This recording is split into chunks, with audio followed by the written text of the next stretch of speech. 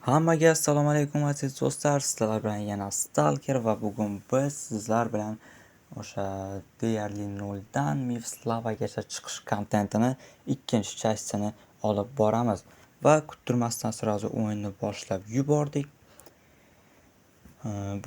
Ya'ni o'tgan videoda aytganimdek Alucard geroyini tanlaymiz, chunki Alucard geroyi samый imboviy geroylardan.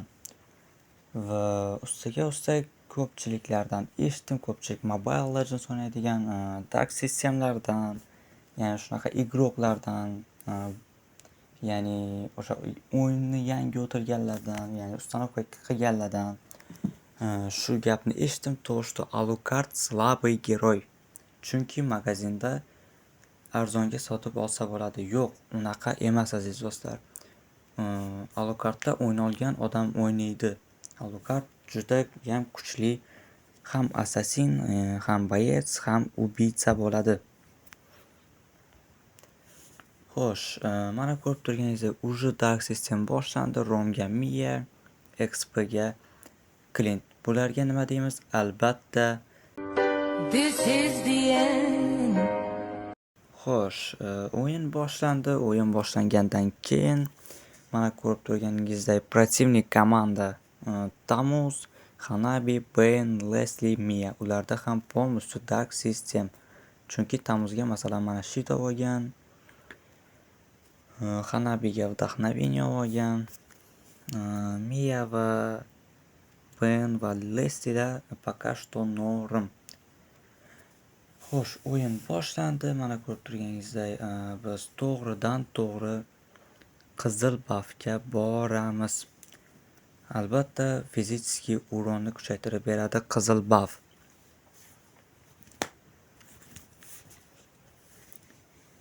O'sha o'tgan videodan keyin ko'pchilik tanishlar, ko'pchilik odamlar ko'rib lichkaga, ya'ni directga yozishdi.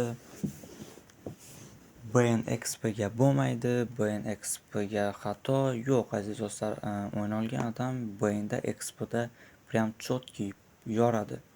Chunki avvalgi aytib o'tgan, ya'ni chopilgan akkauntimda qancha BNlar bilan tushganman, XPda prям shans berishmagan mani teammate'larimga.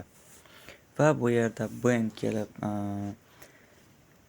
1-1 o'zi taklif qildi va men rozi bo'lmagandim, ammo afsuski yana kelib o'zi olib berdi menga. Va shu yerda vaziyatni boy berib, meni perifarmga tezroq chiqishimga yordam berdi. Bilasiz, o'yinning boshida qanchalik geroy o'ldirsangiz, shunchalik perifarm bo'lasiz, zolota ham beradi va mana shu zolota sizga katta foyda olib keladi. Qanchalik tezroq resurs yig'sangiz, ya'ni Alucardga birinchi ko'pincha topor vayni yoki trezubis olinadi va trezubis bu uronga yig'ish uchun, ya'ni boshida uronni kuchaytirish uchun, topor vayni esa vampirizm, ya'ni живучестьni kuchaytirish uchun. Xo'sh, 4-o'ringa ham chiqib oldik va sirazu kill qilishimiz kerak edi va bu yerda Hanabini urib qo'ya qoldik, ammo afsuski qochirib yubordim va Xavier uni dabit qildi dalnidan. Mayli, bu killga rozi bo'lamiz, albatta baribir qochib ketayotgandi. Xo'sh, bu yerda ya'ni cherepahani urishga o'ylanib turdim, chunki ultimate yo'q va Ben kelib chopib ketmasin deb. Va aynan shunday ham bo'ldi. Chopib ketmadi, lekin Ben keldi. Bu yerda albatta kichkina monsterni olamiz, chunki kichkina monsterlar ham bizga zolota, ham farm beradi. Va bu yerda to'g'ridan to'g'ri Tamuz hamda Benga atakovать qilamiz. Ben ketib qoldi albatta va bu yerda bizga yaxshigina foyda bo'ldi. Tamuz bu yerda qolgani, ammo afsuski yana kill qila olmadik. Hech qisi yo'q, Ben kelib bizga farm qilishga yordam berdi va to'g'ri tekinga killni sovg'a qildi.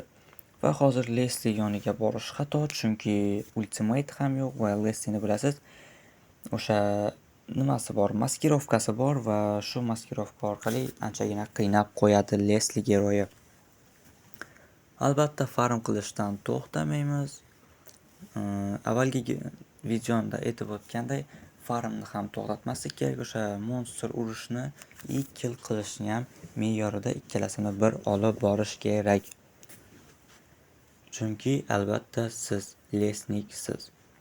Xo'sh, mana bu kichkina yo'g'ircha.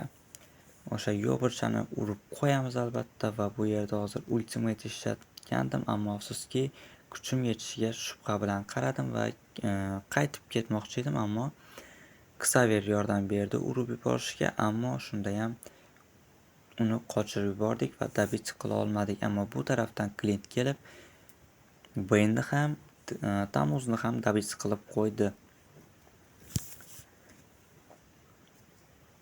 Xo'sh, ko'k buffni olib olgandan keyin, ya'ni siniy buffni olib bo'lgandan keyin kill qilishimiz kerak albatta va to'g'ri Hanabiga boramiz. Hanabini urib bo'lganimizdan keyin Ben yoniga ham boramiz. Albatta Benni ham urish kerak va bu yerda Ben judayam bir xursand bo'lib ketgan payt Tapor Vayni bizga judayam yordam berdi. Chunki mana vampirizmni kuchaytirib berdi. Va bu yerda Tamus polностью bizni pashsha tagida urib ketishi mumkin edi, ammo afsuski nimagadir qaytdi va o'ziga neuverin bo'lgan holda qaytib ketdi. Va albatta zonaga qaytib olishimiz kerak, o'zimizning zonaga, chunki low HP bilan o'ynash bu riskovать qilish degan gap. Ko'pchilik aytishdi, judayam ko'p monster urasiz, giroy ursangiz ham farm olasiz-ku. 1-2 urin yurib turib zoltangiz 2000-3000 ko'p bo'lsa, unda yaxshi-ku, ko'proq farmda o'tib turganingizdan. Yo'q aziz do'stlar. Sizda qachonki masalan mana shu pastda turgan, ya'ni возмездие rasmini yonida turgan qizil buffning foydasi bu fizik uronni kuchaytirib beradi. Mana shu narsa pastda ya'ni bo'lsa, sizda fizik uron kuchayadi. Va mana shu fizik uron sizga ko'proq dobivaniya va kill qilishga yordam beradi.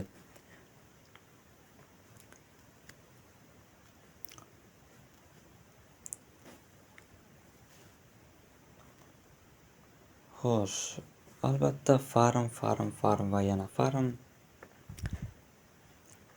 Farmsiz Alucard bilasizmi, o'zi qanday giroy? Alucard возмездие deman, vampirizm va uron bo'ldi. Zashita ko'pchilik masalan 1-2 resurs joyga zashita oladi. Zashita to'g'risi men o'ylashimcha xato. Chunki Alucardda turmushi uron va vampirizm. Ko'pchilik so'rashdi mendan, nimaga birinchi bo'lib anti-heal olasiz? Pastda ya'ni anti-heal olmayman. Chunki противник giroylarga qarab, agar живучесть kerak bo'lsa, ya'ni vampirizm kerak bo'lsa, Tapor Vayni birinchi olaman. Agarda uron kerak bo'lsa, qochib ketadigan giroy bo'lsa, unda Trezubец olaman. Ya'ni anti-heal. Va bu yerda ham ko'rib turganingizdek Tamuzni dabit qildim. Va o'sha o'tgan safar aytgan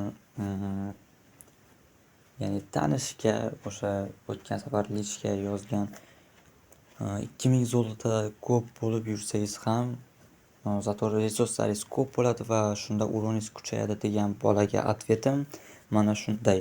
Statistikaga qarab turib o'zingiz ham bilaverasiz. Urovень, ya'ni mana hozir 10-urovень bo'lsam, prefarm, ya'ni ko'proq monster urish nimaga kerakligini.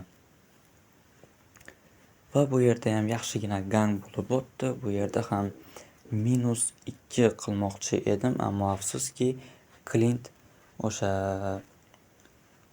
Bronzaga sababli hamma killimni chopib qo'ydi. Xavier ham Bronzaga, Clint ham Bronzaga. Xavier unchalik emas, uzoqdan qochib ketsa shuni ursa bo'ladi. Lekin mana u kovboydan tarqagan tvar вообще dobivaniyasi o'ta kuchli bo'lgani uchun menga kill bermay boshladi. Xo'sh, ularni buffini ham chopib ketamiz va papuchi поддержка olish uchun Hanabiga bitta o'lta berib, bu tarafdan miyani uramiz. Xo'sh, mana ko'rib turganingizdek Clint двойной убийство qilyapti, chunki Pranzayka sabab. Endi Clintni ham uroni kam, ya'ni kichkina demayman, Clintni ham uroni yaxshi.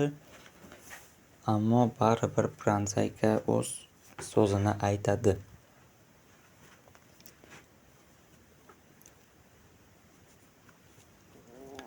Va mana shunday bufflarni urib turgan paytim bir payt qarasam, Clint bu tarafdan bilasizmi yorib yotibdi. Prosta Pranzaykani kuchi imba. Chunki mana to'xtatib, qotirib, chaynab berishadi teammate'lar. Bu tarafdan bitta otib добивание qilib qo'yadi. Xo'sh, o'ylanib o'tirmasdan to'g'ri pushga yopishdik, chunki bilasiz, ko'p kutib, ya'ni bashnaga emas, killga o'ynasangiz bu juda ham katta minusga olib kelishi mumkin. Va bu yerda to'g'ri bashtaning ichida gank qilmoqchi edik, ammo afsuski не уверен bo'lib atakovать qilganimiz sababli -2, ya'ni Miya bilan Damozni yo'qotdik. Va bu yerda ham ultam ochilishini kutdim albatta. Ultam ochilsa Damoz tugur mana shu 3 ta Benni ham, Miyani ham va qo'shib Lessini ham to'g'ri chiqqan joyiga tiqaman demoqchi edim. Ammo afsuski maniak qilmoqchi bo'lgan paytim o'sha Clint urib qo'ydi. Xo'sh, Lordga atakovать qilamiz dedi Clint, ammo Lord nimaga kerak? 5 tasi o'lib yotganda hozir komandniy bo'lib borganimizda polностью push qilib yutib qo'ya qolardik. Mayli nicho. Mana ko'rib turganingizdek o'sha monster, ya'ni farm qilganlarim yordami mana bu yerda ko'rishingiz mumkin. Pranzaykalar o'ta zaybal qilgan holda killimni chopyapti. Mana bu yerda тройное убийство qildim, lekin Xavier bilan Clint bir-biridan killimni chopdi va bespashятный qilishga yo'l qo'ymadi. Ikkita gandon. Xo'sh, mana ko'rib turganingizdek yana bitta pobedamiz. Ko'rib turganingizdek mana MVP bo'lganmiz. O'sha тройное убийство. Endi Pranzayka Alucardga olsak bo'lardi, lekin vampirizm kerak baribir. Alucardga vampirizmi kamayib qoladi va Alucard tezda o'lib ketishi mumkin. Xo'sh, mana 43 ga 14 baribir MVP'ni olganmiz. Ularda esa полностью Dark System. Xo'sh, mana 5 ta yulduzcha yig'ib oldik va keyingi videolarda уже kommentariyada yozib qoldiringlar, keyingi videoni Epic'dan boshlaymi yoki o'sha Grandmaster'dan davom etaymi? Xo'sh, mana buni ochib ko'ramiz va hozir legendarni 30 sizlarga savol. Legendarnida shit nima qilyapti? Shit nimaga kerak legendarnida? Sal bir o'ylanib ko'ringlar, nimaga kerak shit legendarnida? Lutchi bir skin yoki bir giroy bergani yaxshi emasmi? O'zi nimaga qo'shishgan legendarniga bilmadim to'g'risi. Albatta bu yerda menimcha Dark System. Xo'sh, bu yerlardan ham tokenni olib olamiz, ammo afsuski ulgurmaymiz skin olishga. Chunki yaxshigina kechga qolganmiz. Va bugungi videomiz shulardan iborat edi. Albatta hammaga rahmat prosmotr uchun. Xayr, sog', salomat bo'ling.